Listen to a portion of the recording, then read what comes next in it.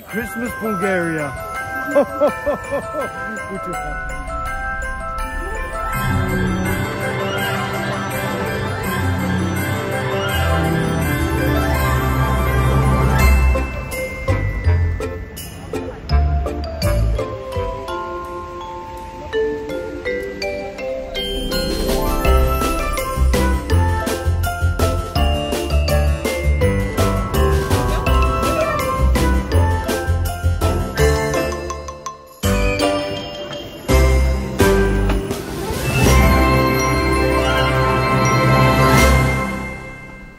Здравейте, приятели! Моето време преди Коледа обикновено е много забързано. Все има някакви крайни срокове да се догонват, все някакви задачи да се свършват точно преди новата година да започне. И тази година съм си казала, че искам специално на дните преди Коледа да успея да намеря време. Просто да си се разхождам, да си почивам, да си разглеждам, да имам така по-спокойно, по-интересно прекарване на дните ми. Започвам с днешната разходка. Имаме много хубав натрупан сняг. Все още не е безбожно студено, въпреки че беше много студено предната седмица. И в момента няма вятър, което е чудесно за разходка. Имаме слънце, вече залязва. Дните са много кратки. Около 4-5 часа са. От 10 до към 3. И ако сме щастливи да имаме слънце, то представлява нещо като днес. Просто това, че виждаш синьото небе. Затова съм решила малко да се разходя наблизо и да се насладя на снега.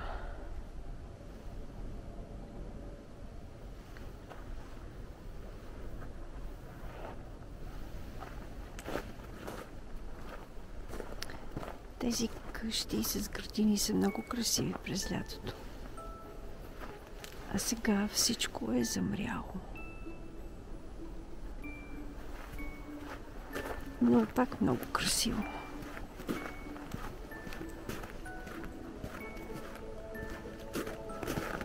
Много е красиво, когато има сняг.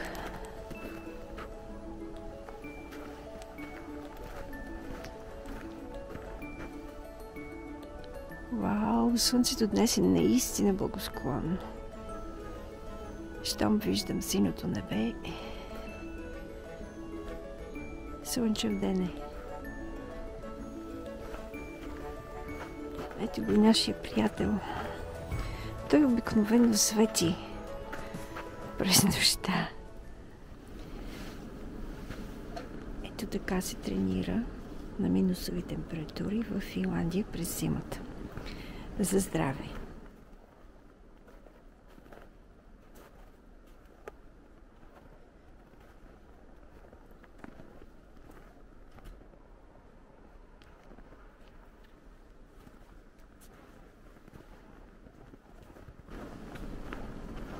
Спокойно може да си тренирате навън. Няма значение, че е напълнено със сняг.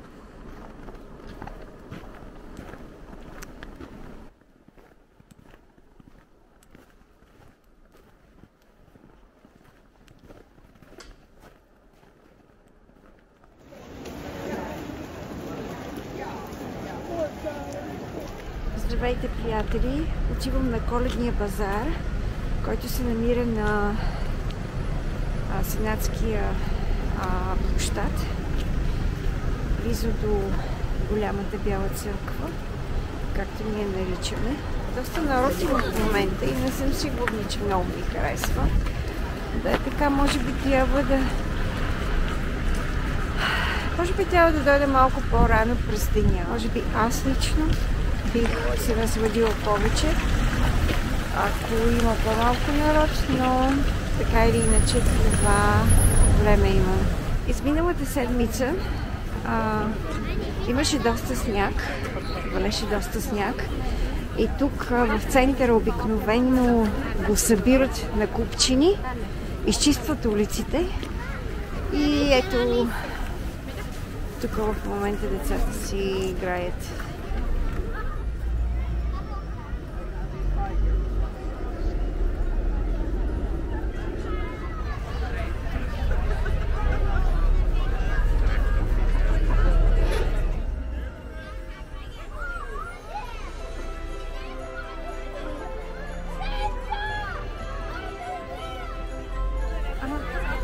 Ето го и Йолопуки. Тук Дядо Мраз се нарича Йолопуки и ето го и него.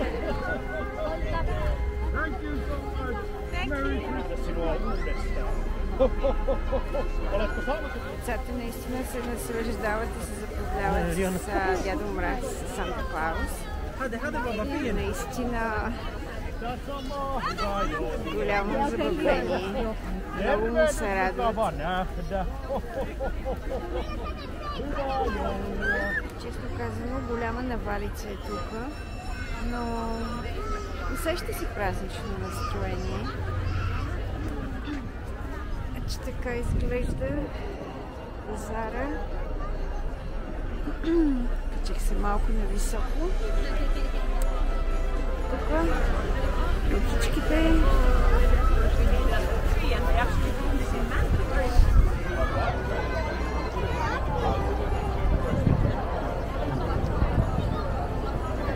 От тази страна са ресторантите и неща за хапване и за пиване. От другата страна са разни джуджури.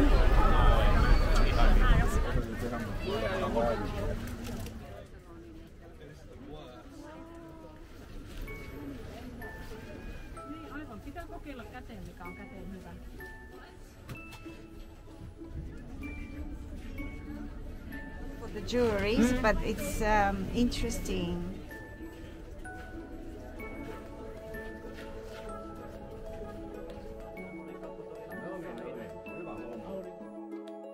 В общи линии има най-различни майстори, които даже показват как си произвеждат продукцията и е интересно как беше желязото се поведе, като е горещо.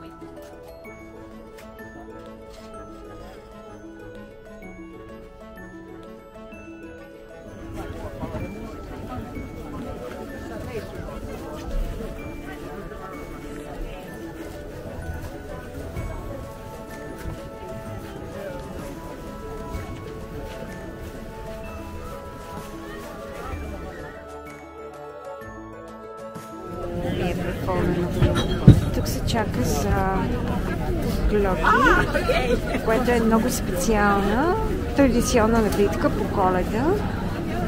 Сладка, топла. Тук има червено вино, греено червено вино.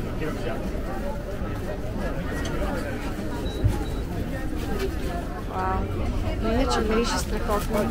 Мирише на греени напитки, на тези горските плодове, на глоги, мирише на някакви сладки неща, мирише на канела, джинджер, канела и джинджифил. И страхотно.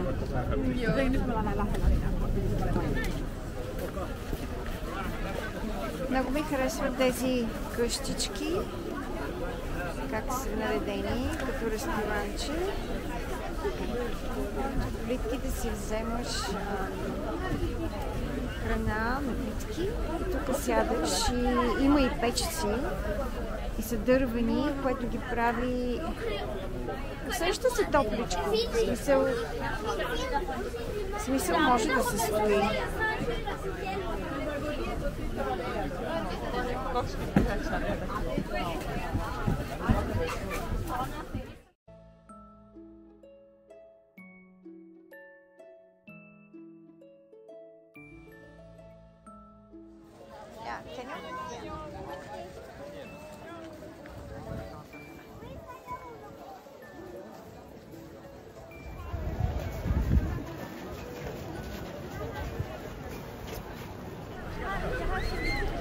Часът е само 3 и вече е тъмно.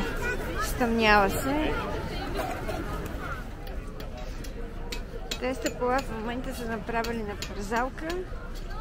Разчистени са само в средата и останалото е направено на парзалка. Ами малко се поотказвам в момента. Просто толкова е толкова много народ, че не знам, някак си губя удоволствие. Аз обичам така по-малко хора, по-да ми е тихо. Така че надявам се да дойда утре или някои следващи дни малко по-рано и се надявам да няма много хора. Така че до тук с маркета за мен за днес.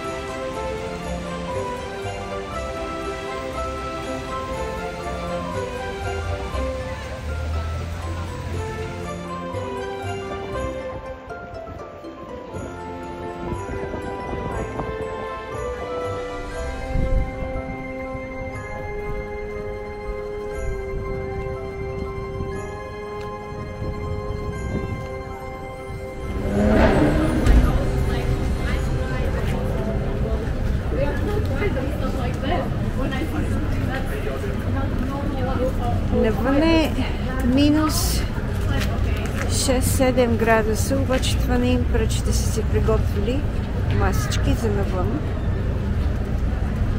Така е тук. Намирам се пред витрината на Стокман.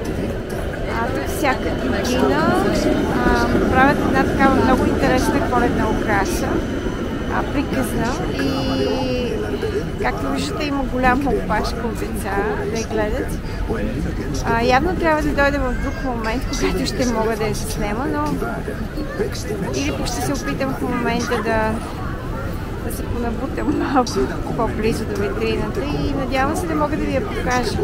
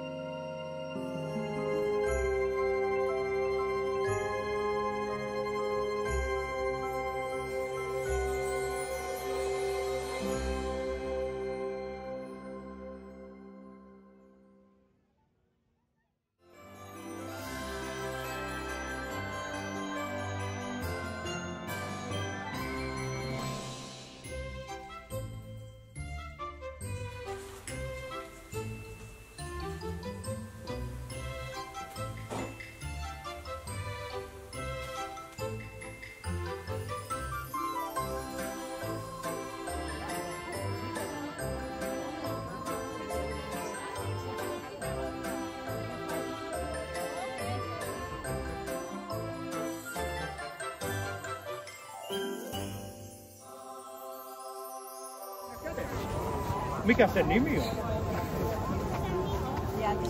Se on kaunis nimi, se lemmikki.